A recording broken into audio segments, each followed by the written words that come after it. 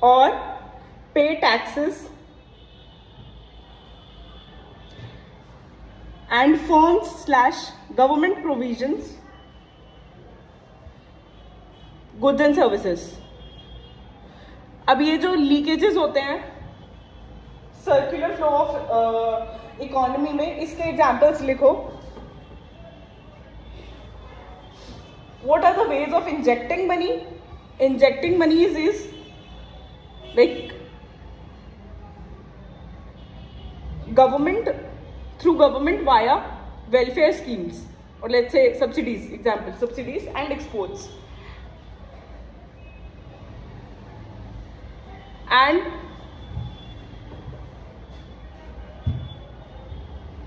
out of economy is government and imports.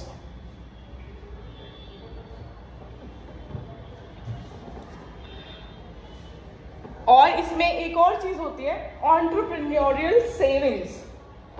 Why? Because those savings are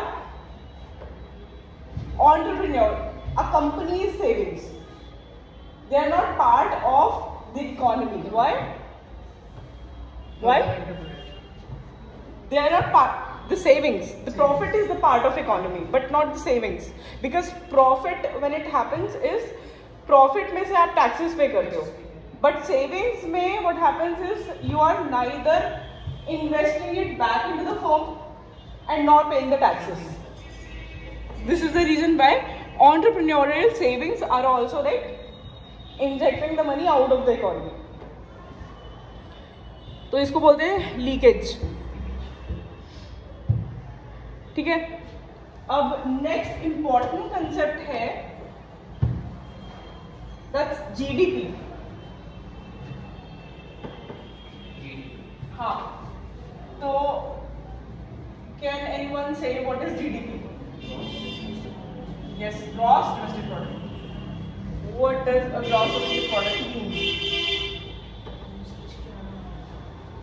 हाँ?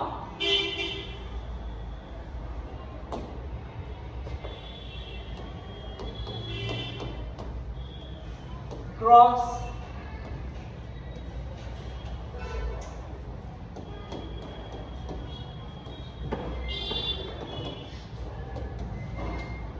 Gross domestic product ये क्या होता है?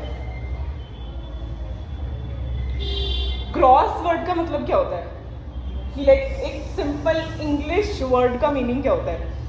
ग्रॉस का मतलब होता है एक सिंपल इंग्लिश, एक हम वर्ड की तरह, वोकैब की तरह अगर हम बात करें तो ग्रॉस मीन्स कंप्लीट, होल. ठीक है. तो gross is like let's say whatever is completely happening. Domestic means domestic, what do we mean by domestic? Domestic means inside this territory. हमारे इंडिया की टेरिटरी के अंदर, that's domestic only, because anything beyond that is international. ठीक है. तो whatever is happening in the India, inside the economy, inside the territory of the economy. ठीक है. तो it's like goods and services. इसकी डेफिनेशन लिख लो. Total value of goods and services produced within the domestic territory of the country. Domestic territory. This is very important. Goods and services produced. These are the keywords. Goods and services. Both goods and services that are produced within the domestic territory of the country in a financial year. ठीक है. That's GDP. And then next is who calculates GDP?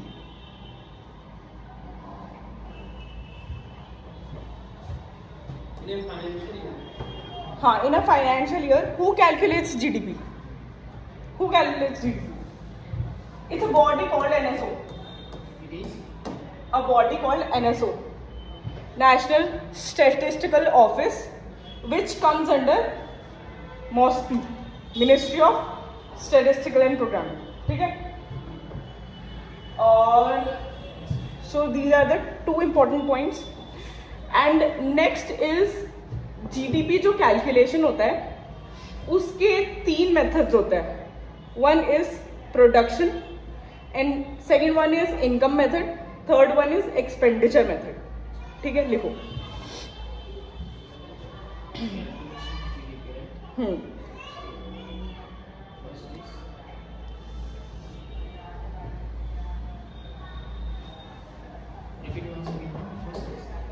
हाँ, मैं इसमें ये इस तरह से लिखूंगा.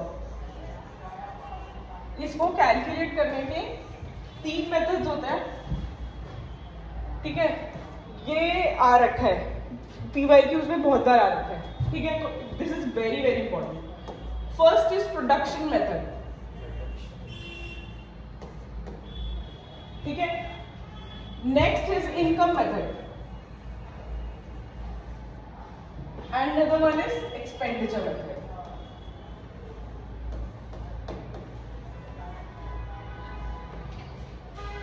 अब प्रोडक्शन मेथड में क्या होता है इसको पहले समझ लो.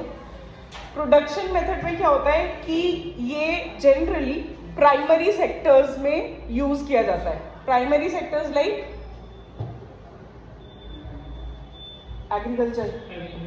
एग्रीकल्चर और let's say fishing, all the primary sectors. ठीक है, और इसमें क्या होता है, how do we calculate GDP? It's the value that we add at every stage. So it's called value added method also. ठीक है, इसको वैल्यू एडेड मेथड भी बोलते हैं क्योंकि हर स्टेज पे जो वैल्यू ऐड होती है हम उसको समेट कर देते हैं एंडिंग में, और फिर summation of value added is GDP. And इसको अगर मैं डिटेल में एक्सप्लेन करूँगा, आपको एक एग्जांपल दे रहा हूँ. तो फॉर एग्जांपल कि ब्रेड की प्रोडक्शन होनी है. ठीक है, बट उस ब्रेड की प्रोडक्शन को कहाँ से स्टार्ट करेंगे हम? From procuring the wheat to converting it to dough. Dough means आटा. ठीक है, प्रोक्योरिंग द व्हीट, पहले एक व्हीट की कोई वैल्यू होगी, and then when it's converted to dough some value is added. That value is added to the economy in this method, the production method. And so that is how the, like, for all the goods and services that are produced, the value that is added is summated, is, let's say, aggregated, and what we get in the end is GDP at FC. तो ये term important है, GDP at FC. What is GDP at FC? It's gross domestic product at factor cost. Now what is factor cost?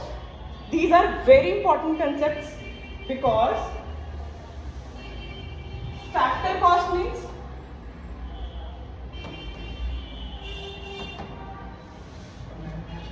कि हर factor की जो cost add हुई है उसमें सिर्फ वो ये हमें रिजल्ट मिला है. ठीक है, हर फैक्टर की जो कॉस्ट ऐड हुई है. Factors means all the factors, land, labour, capital and all the goods that are used. ठीक है, बट इसमें what is missing here is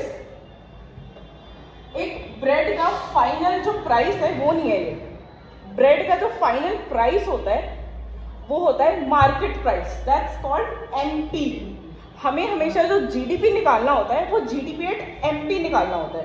ठीक है, but from this method what we get is GDP at FC. ठीक है, ये important point है, इसको हाईलाइट कर लो that what we get from production method is GDP at FC. ठीक है, how do we come to GDP at MP? GDP at MP is GDP at FC plus factor cost में हमने indirect taxes add कर दिए और subsidies subtract कर दी, plus IDT minus subsidies. That's GDP at MP. ठीक है, ये समझ में आया क्यों किया?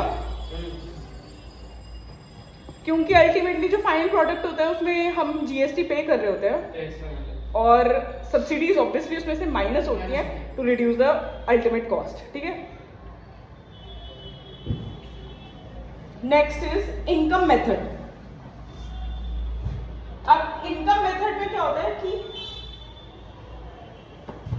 All the people that are playing their role in the production, उन सबकी इनकम ऐड कर दो, ठीक है। And what could that be, sorry, what could that be? Royalty, wage, का मतलब क्या था? किसका? IDD, indirect taxes, indirect taxes, GST, ठीक है। इसमें लिखो आप इनकम मेथड में, income earned by all households in a domestic territory, all households in a domestic territory.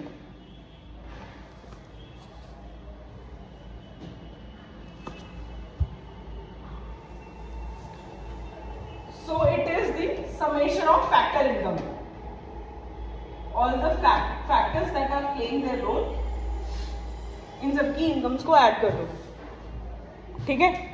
तो इसमें क्या क्या आ जाएगा? Rent, royalty, rent is also an income, royalty लिखो एग्जाम्पल्स में, rent, royalty, interest, wages, wages could be in cash kind, social security contributions also, ठीक है। And then profit. और सबसे इंपॉर्टेंट पार्ट है कि देखो हमें इसमें क्या मिला था, GDP एट FC, इसमें भी हमें GDP एट FC मिलेगा। Why? Because our income doesn't,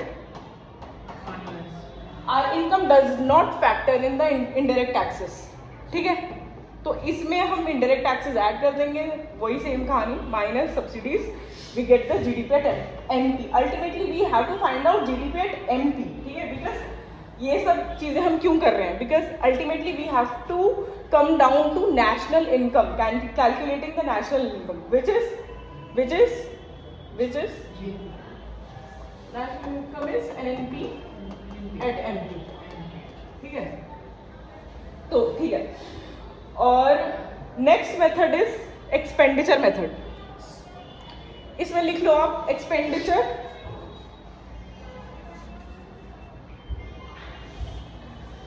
by all four sectors of economy, and what are these four sectors of economy? Household, government, business, and fourth one is rest of the world, या फिर इसको बोलते हैं ROW, yes। और इसमें ये सबसे important formula है, because it has a concrete formula, बाकी दोनों में कोई कॉन्क्रीट फॉर्मूला नहीं है, यू जस्ट ऐड अप, ठीक है। और इसका फॉर्मूला मतलब अगर हम शॉर्ट फॉर्म में बोलते हैं तो हम इसको बोलते हैं चिग्ज़म। चिग्ज़म मीन्स की CIG, C is for consumers, expenditure by consumers, ठीक है। and I is expenditure by investors, that's business people, ठीक है। G is expenditure by government, ठीक है। next is net import export, ठीक है। लिख लो इसको,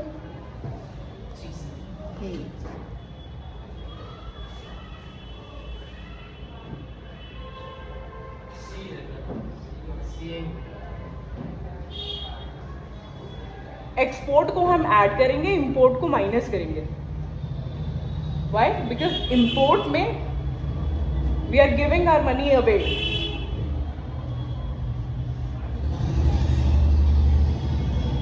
अब सबसे इंपॉर्टेंट पार्ट है कि ये जो चिग्ज़म होता है इसमें क्या क्या इंक्लूडेड नहीं होता है।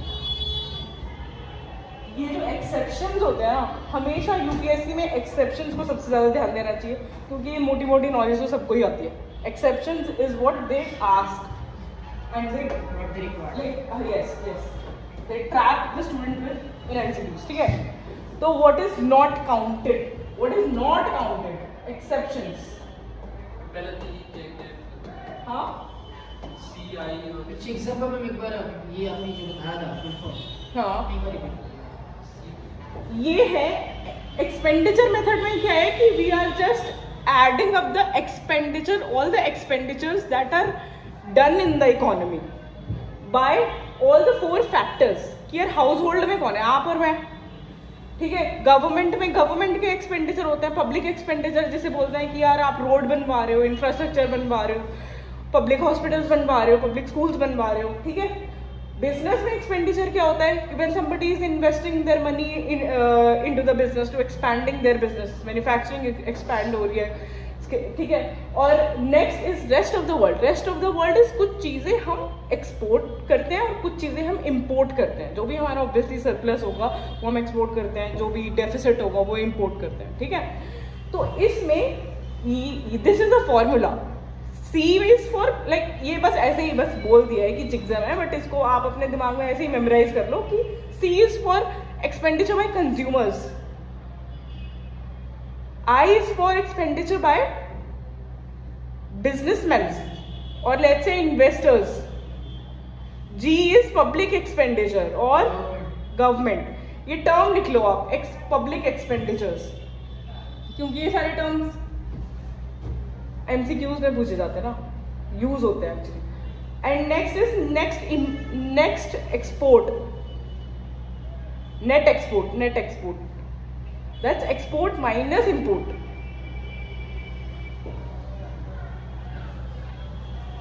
ठीक है। और सबसे इंपॉर्टेंट पार्ट ये है कि हमें यहाँ पे दोनों में, प्रोडक्शन मेथड में और इनकम मेथड में हमें जीडीपी एट एफसी मिला था, बट यहाँ पे हमें डायरेक्टली जीडीपी एट एमपी मिलता है, ठीक है। जीडीपी एट एमपी, यहाँ पे हमें मिलेगा GDP at MP, so we do not need to convert it, ठीक है, जीडीपी एट एमपी। अब एक्सेप्शंस लिखो, what are not counted in the economy.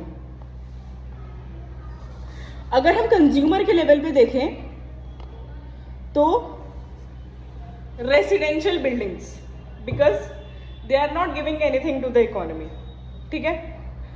Next is entertainment services, consumer के लेवल पे, ठीक है।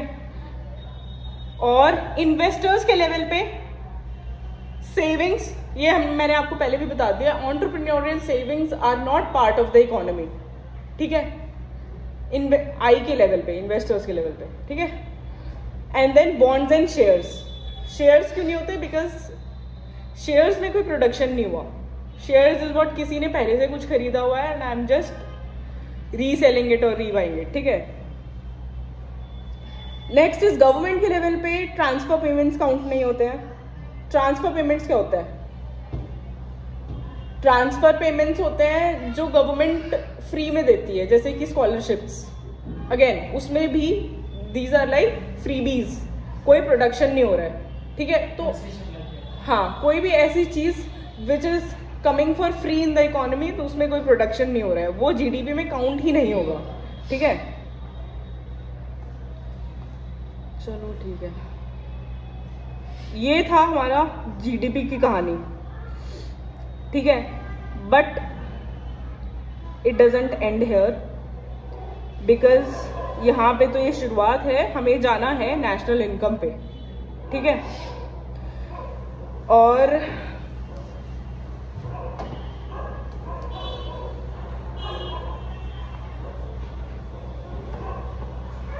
How do we go there,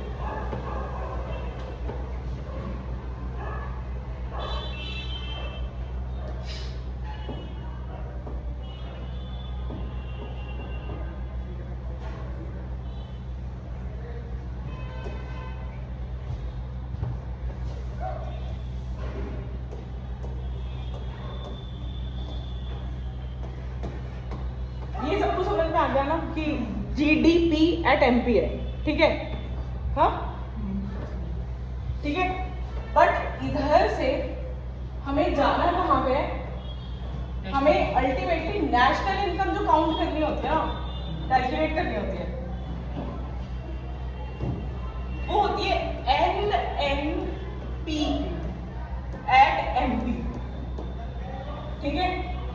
अब इसमें अगर आप डिफरेंस देखोगे तो एमपी तो सेम है, बट इसको यहाँ पे हमने डोमेस्टिक को नेशनल में कन्वर्ट कर दिया है, ठीक है। डोमेस्टिक को नेशनल में कन्वर्ट करने के लिए क्या चाहिए होता है, क्या चाहिए होता है कि जो अभी तक हमने क्या कैलकुलेट किया था, whatever is happening within the territory, within our own home, within the territory of the country, but now we have to also calculate कि what we are giving to the international world and what is coming from the international world also. तो इसको हम बोलते हैं NFIA.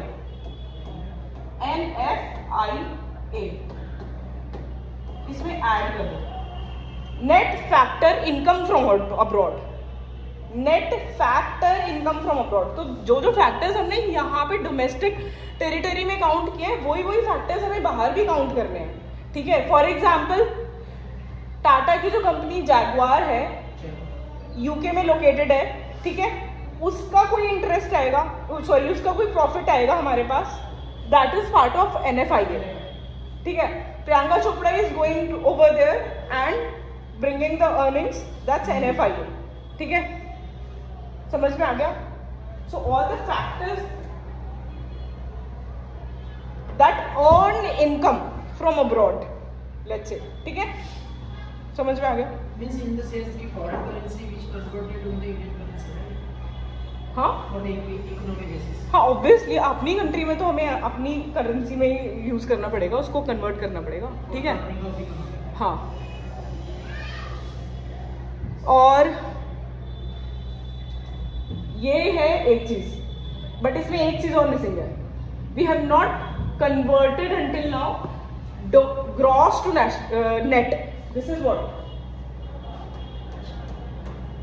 Net national product. Net national product at MP. ठीक है? तो how do we convert gross to net? Minus depreciation. What is depreciation? Depreciation is the reduction in value with time. Reduction in value of a good or services in time.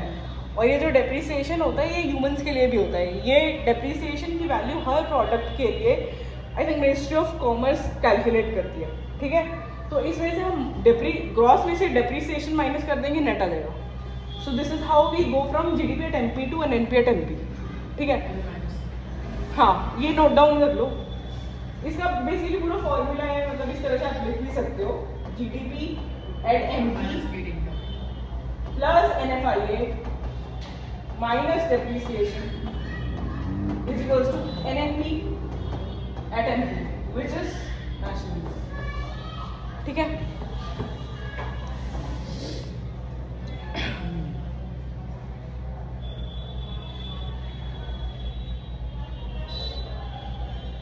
Okay, तो एक important part है और ये mains के PYQ में भी आ रखा है, और वो ये है कि now we have started calculating like for government usage. We have started using GDP at MP, while previously we were using GDP at FC. Why this change has come, and what were the flaws in using GDP at FC, and what are the flaws in GDP at MP also, and what are the benefits of using GDP at MP also, ठीक है। ये note down कर लिया, ठीक है। तो ये एक नई कहानी है, उसका स्टाइल नोट किसका, इसको होल्ड करना, किसको होल्ड, इरेजर को होल्ड करके, पता नहीं मैं हाथ से करोगे तो बढ़ेगा ऐसे, नहीं सेम साइज है, अच्छा नहीं, हाँ बड़ा है, क्योंकि ठीक है। चलो, तो नेक्स्ट स्टोरी इज कि पहले हम GDP at FC यूज करते थे, but now we have come to using GDP at MP,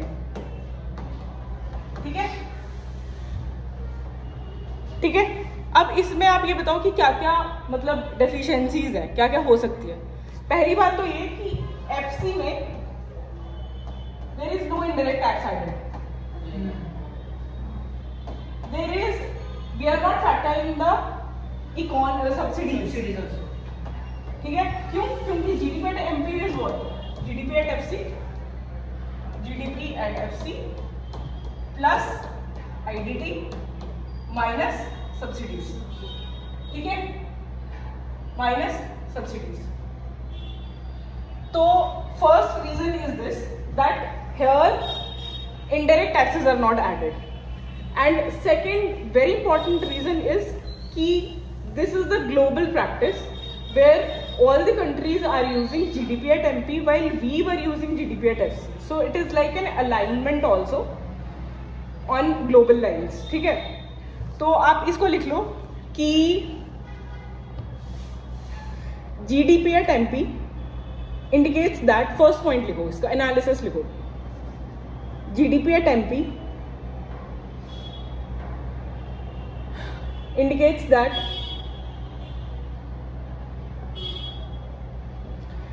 now there will be more incentive to government for charging more indirect taxes. अगर गवर्नमेंट को ये दिखाना है कि भाई हमारी GDP बढ़ रही है, nobody cares which one, MP और FSIMS, तो गवर्नमेंट तो फिर GST बढ़ाती जाएगी ना, क्योंकि इंडायरेक्ट टैक्सेस तो इसमें एडेड है.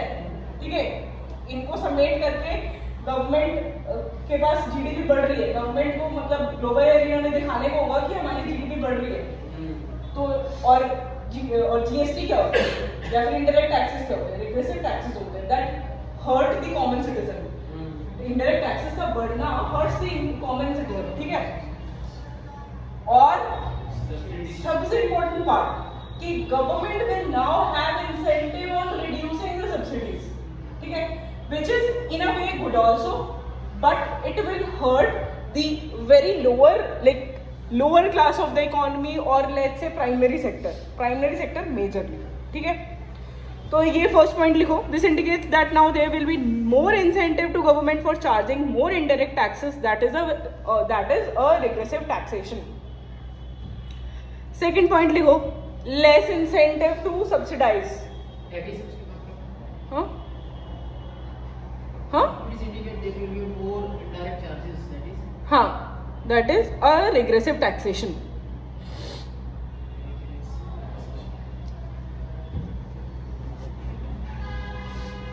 Second point is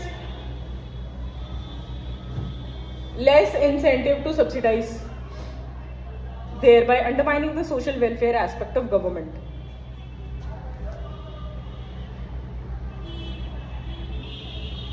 Third point is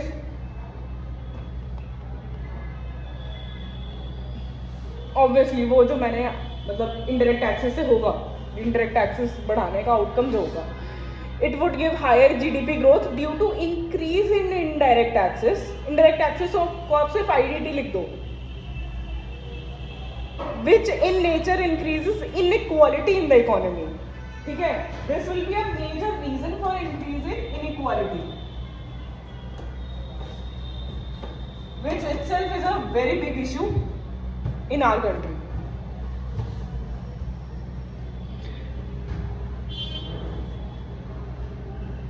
Second is, क्योंकि ये हमने 2021 से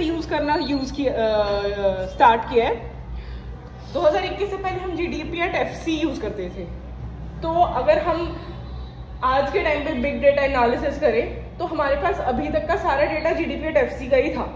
नेक्स्ट पॉइंट लिखो, know older records of GDP at MP before 2021 which may make the process of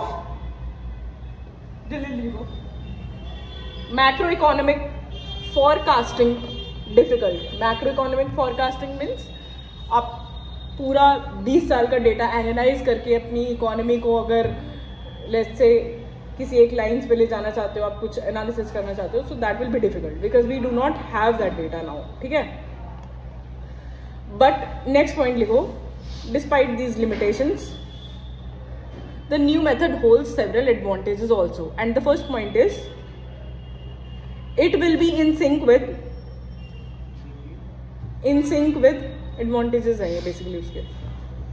sync with global economies, because all the global other countries and international arena, all the countries are using GDP at NP only. So it will be in sync with global economies method of calculating GDP, as most of the developed economies calculate GDP at NP. लिख लिया. Next is the base year has been shifted to 2011 and 12, which will address many technological, social and economical dynamism. Base year, हाँ, has been shifted to 2011-12, which will address many technological, social and economical dynamism. Because obviously आप 2007-8 का अगर base year use करते हो तो 2007-8 में तो ये वाले फ़ोन्स भी नहीं हुआ करते थे. बहुत सारी टेक्नोलॉजिकल एडवांसेस होते हैं, तो obviously that you have to compare. ठीक है. Third one is now there is better and larger coverage as many other services such as gig economy जिसे कहते हैं, tuitions, beauty parlours and other gig economies.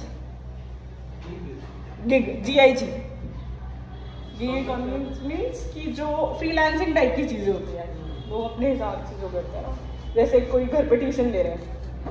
Tuitions, beauty parlours and other gig economies have been provisioned to be included. Next point लिखो, larger coverage.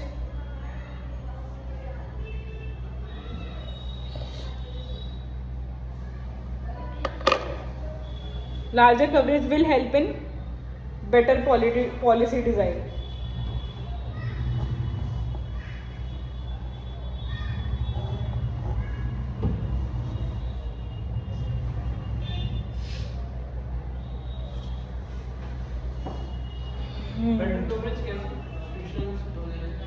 Better coverage क्योंकि अब हमने पहले क्या था कि हमारा जो ये गिग इकोनॉमी था, जैसे कि हाँ, जैसे कि जोमेटो डिलीवरी वाले हो गए, या फिर who are not registered with the government. ठीक है, नॉर्मल ट्यूशंस वाले को now they have provisions to register themselves in EPFO या फिर बहुत सारी चीज़ों के थ्रू, एंड उसके थ्रू गवर्नमेंट इनका GDP कैलकुलेट कर लेगी. Because gig economy is a very large chunk in the economy that skips from the GDP. ठीक है, जिसकी वजह से हमारा GDP थोड़ा कम रिफ्लेक्ट होता है. But now government has provision कि इनको भी इंक्लूड कर लेंगे. ठीक है, समहाउ. अगर वो टैक्सेशन स्लैब में आते होंगे तो डेफिनेटली टैक्स भरेंगे, नहीं आते होंगे तो नहीं भरेंगे. बट फायदा सबसे बड़ा ये है कि हमें एक्चुअली हमारी जो इकोनॉमी है उसकी एक रियल पिक्चर तो दिखेगी. अगर वो बोल रहे हैं कि 3 ट्रिलियन की इकोनॉमी है, बट उसमें लेट्स से कि 0.5 ट्रिलियन की इकोनॉमी मिसिंग है, 3.5 होनी चाहिए, 0.5 ट्रिलियन की इकोनॉमी मिसिंग है, तो that is a big thing ना, कि हम अपने ग्लोबल एरिना में 0.5 ट्रिलियन कम कर रहे हैं अपना गिग इकोनॉमी की वजह से. ठीक है, इनफॉर्मल सेक्टर और लेट्स से गिग इकोनॉमी की वजह से. अब एक पॉइंट लिख लो कि India's GNP is less than GDP. This is a very important point. ये मेरे को किसी न्यूज़पेपर में मिला था, so that I noted down in my notes.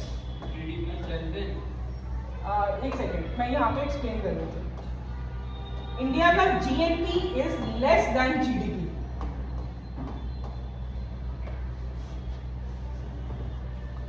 Y? Because what is GNP? GNP में एक्स्ट्रा क्या ऐड हो रहा है? GNP में एक्स्ट्रा सिर्फ एक चीज़ ऐड हो रही है, that is net factor income from abroad, NFIA. तो अगर हमारा NFIA नेगेटिव होगा तभी हमारा GDP से कम होगा ना GNP. तो व्हाट इज हैपनिंग इज कि अगर हमारा NFIA कम है, इसका मतलब क्या है आप बताओ? कि हम बाहर पे ज़्यादा कर रहे हैं और ले कम रहे हैं. एंड इसका रीज़न क्या हो सकता है? एक्सपोर्ट नहीं है, ये एक्सपोर्ट अलग है. Net factor income from abroad is, इसका रीजन एक मैं आपको बताती हूँ एग्जांपल.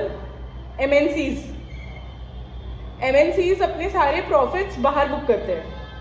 ठीक है, सो व्हाट हैपेंस इज कि हमारा जो नेट जो प्रॉफिट और वट एवर वी से कि net the money that is coming inside is negative because the money is not coming inside. Actually, net what is happening is the money is going outside, and that's because of MNCs only.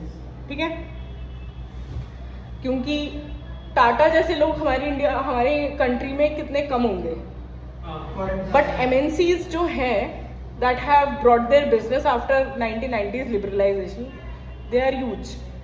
They are like taking big chunk of their profits outside. But we are not bringing that big of a chunk inside our country. ठीक है, तो ये एक point लिख लो, because of negative NFI।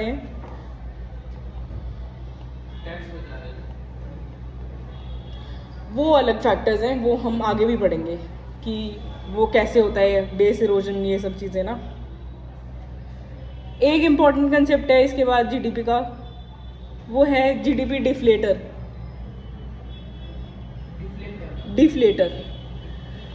अब ऐसा नहीं होना चाहिए ना कि मतलब पिछले साल अगर 100 यूनिट की प्रोडक्शन हुई पर मेरा GDP 1000 रुपये का आया, इस बार प्रोडक्शन भी 100 यूनिट्स की है बट मेरा GDP 2000 रुपये का आ रहा है। तो जो 1000 रुपये मेरे बड़े हैं, that is not because of the real production और real growth in economy, that is because of what, inflation, price rise. तो उसको हमें डिफ्लेट करना पड़ेगा to get a real picture. So इसका फॉर्मूला लिखो, GDP deflator is equal to nominal GDP upon real GDP।